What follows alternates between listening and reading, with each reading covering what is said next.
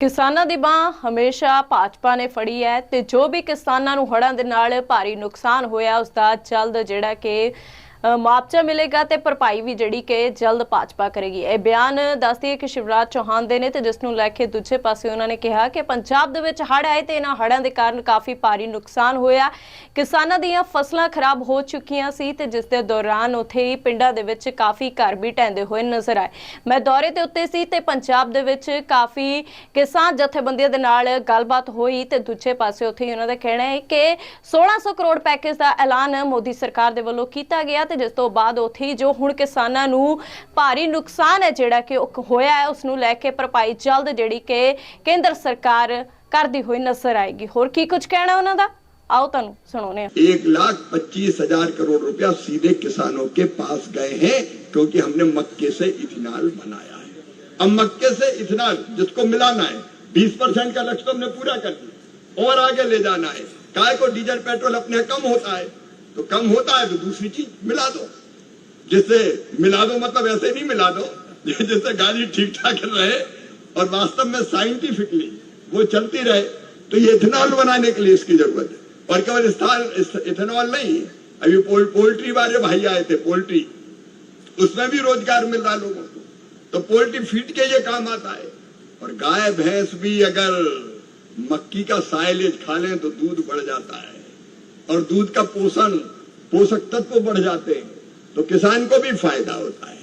और इसी में नहीं स्टार्च बनाने के काम आता है। इतने उपयोग है मक्के के और इसलिए मक्की को और पैदा करना है और बढ़ाना है। लेकिन एक समस्या है, हमारे मक्की की पैदावार अभी भी दुनिया में जो दूसरे देश है अमेरिका जैसे उनसे कम है। अब भैया देखो अपन को नंबर 2 वो रहना नहीं है। कोई दुनिया के दादा सोचे हम नंबर 1, तो मैं कहता हूं भारत नंबर 1 किसी चीज में हम पीछे नहीं रहेंगे। मोदी जी के नेतृत्व में एक वैभवशाली, गौरवशाली, संपन्न, समृद्ध और शक्तिशाली भारत का निर्माण हो रहा है।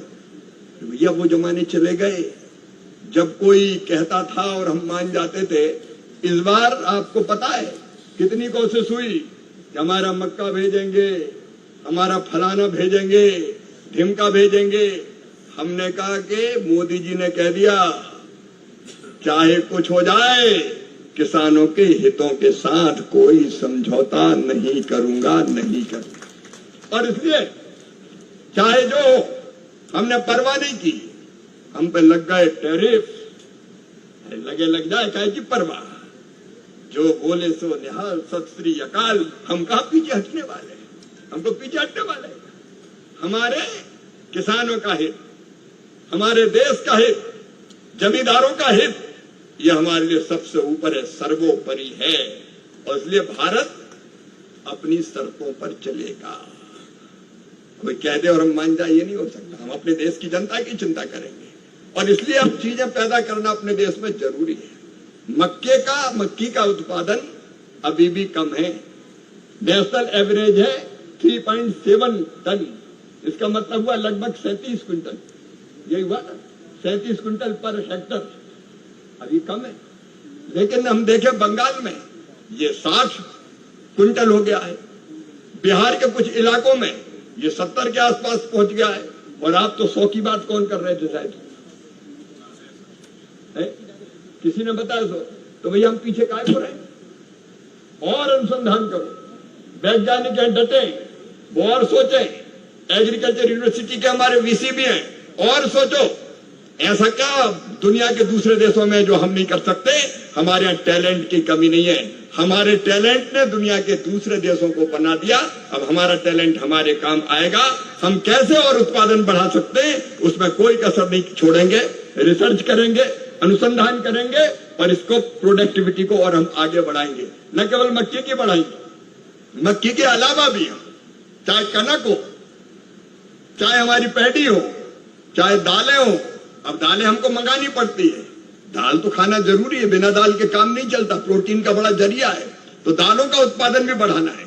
इसलिए अभी प्रधानमंत्री जी ने दलहन मिशन लागू किया है, जहां दालों के अच्छे बीज हम तैयार करेंगे और वो किसानों तक पहुंचाएंगे। यहाँ ये सही बात कही कि भाई मक्की का अच्छा बीज चाहिए, और अच्छा बीज कैसे मिल सकता है जिससे उत्पादन ज्यादा हो?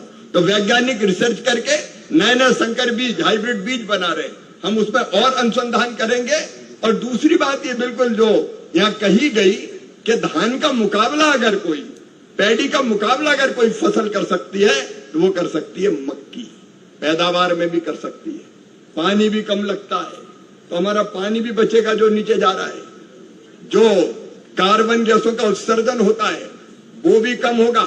मैकेनाइजेशन भी करो, अब वो भुट्टा तोड़ने के दिन चले गए कि एक भुट्टा तोड़ो।